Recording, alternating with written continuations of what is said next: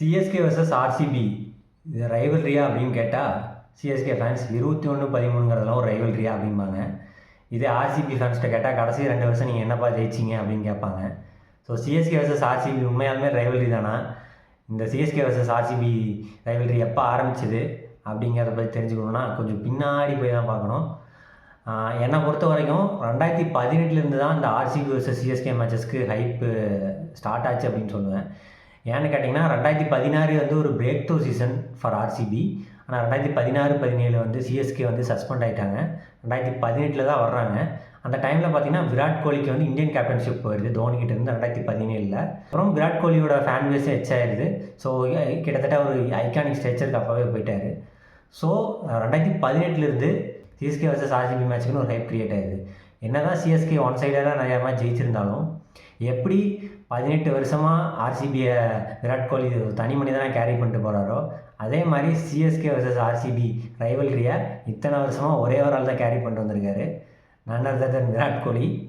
So அதே மாதிரி தான் கேரி ஆச்சு 18, 19, 20 அந்த ஆர்சிபி வர்சஸ் சிஎஸ்கே இருந்து அடுத்த கட்டத்துக்கு போச்சு. ஆர்சிபியோட ஓப்பனிங் மேட்ச் வந்து சிஎஸ்கே கூட ஜெயிச்சிருவாங்க.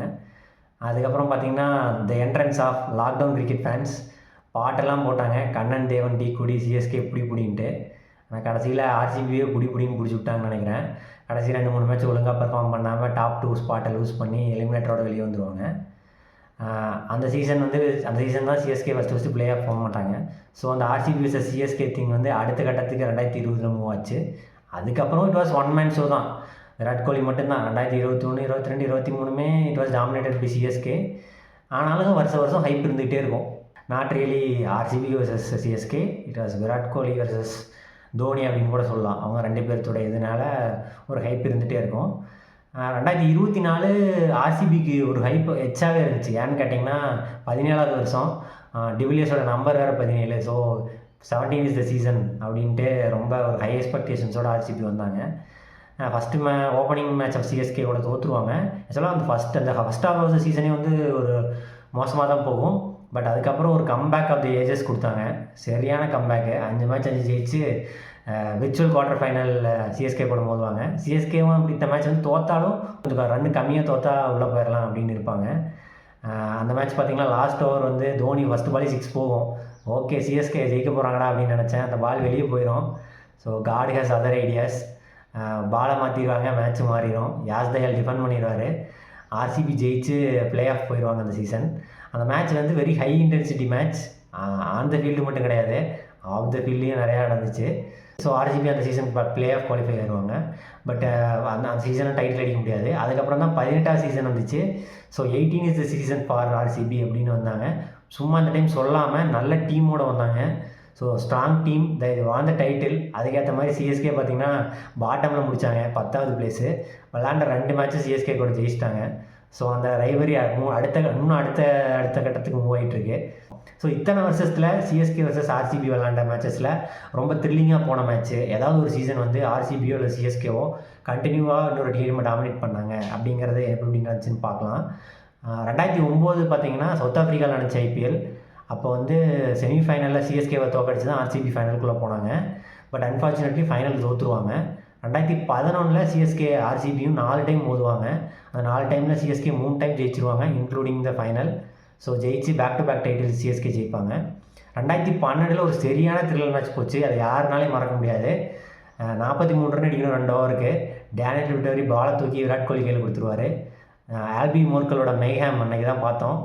அந்த ஓவர் 28 ரன் அடித்து அப்புறம் அடுத்தது பிராவோ வந்து ஹெல்ப் பண்ணி 43 ரன் கடைசி 2 ஓவரில் சேஸ் பண்ணிடுவாங்க 2012. அது ஒரு சரியான த்ரில்லர் மேட்ச்சு. அடுத்து 2013 இன்னொரு த்ரில்லர் நடக்கும். ரவீந்திர ஜடேஜா வந்து லாஸ்ட் பாலுக்கு 2 ரன் வேணும். ஜடேஜா ஸ்ட்ரைக்கில் இருப்பார். ஒரு தேர்ட் மேனுக்கு ஒரு ஷாட் அடிப்பார். அது வந்து கையிலே போய் விழுந்துடும். ஆர்சிபியெல்லாம் செலிப்ரேட் பண்ணிருப்பாங்க. ஆனால் இந்த சைடு பார்த்தா சிஎஸ்கே செலிப்ரேட் பண்ணுவாங்க. என்னடான்னு பார்த்தா அது நோபாலாக போயிடும்.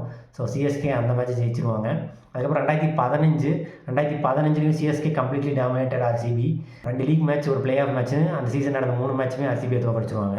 அதுக்கப்புறம் 2018 பெங்களூரில் ஒரு ஹை ஸ்கோரிங் த்ரில்லர். 206 ரன் அடிக்கணும். ராய்டு மற்றும் தோனி பார்ட்னர்ஷிப் போடுவாங்க. லாஸ்ட் ஓவரில் பிராவோ ப்ளஸ் தோனி அந்த ஆஃப் சைடில் விலகி நின்று டீப் மிட் விக்கெட்டில் ஒரு 6 அடிப்பார். ஸோ அடித்து முடிச்சுட்டு ஒரு சரியான ஃபினிஷ். அதெல்லாம் ஒரு கிளாசிக் மேட்ச் 2018. அதுக்கப்புறம் 2019 இன்னொரு மேட்ச் மறுபடியும் பெங்களூர்லேயே 26 ரன் அடிக்கணும் லாஸ்ட் ஓவர். அது வந்து ஒரு லோ ஸ்கோரிங் மேட்ச் 160 அந்த மாதிரி தான். 26 ரன் அடிக்க மாட்டான்னு நான் பார்த்துட்டு இருந்தேன். எங்கள் வீட்டில் நான் ஃபோனில் ஹாட்ஸ்டாரில் பார்த்துட்டு இருந்தேன். பார்த்தா அந்த ஓவர் 3 6 ஒரு 4 ஒரு 2 24 ரன் வந்துடும் ஃபஸ்ட் 5 பாலில். ஜெயிச்சம்டா அப்படின்னு நினச்சேன். பட் உமேஷ் யாதவ் தான் பவுலரு, ஸ்லோ பால் போடுவார், தோனி மிஸ் பண்ணிடுவார். அப்பவும் ஷர்துல் தாக்கூர் தான் ரன் அவுட் ஆயிடுவான் நான் ஸ்ட்ரைக்கர்லேருந்து ஸ்ட்ரைக்கர் ஓடியாரும்போது. ஸோ அது ஒரு சரியான த்ரில்லர் மேட்ச். அதுக்கப்புறம் பார்த்தீங்கன்னா 2024 இந்த விர்ச்சுவல் குவார்ட்டர் ஃபைனலில் அதுவும் ஒரு த்ரில்லர். 27 ரனில் ஜெயிப்பாங்க. பட் வந்து சிஎஸ்கேக்கு வந்து நெட் ரன் ரேட்டுக்காக கொஞ்சம் தான் தேவைப்படும், ஒரு 15 ரன்னே சம்திங்.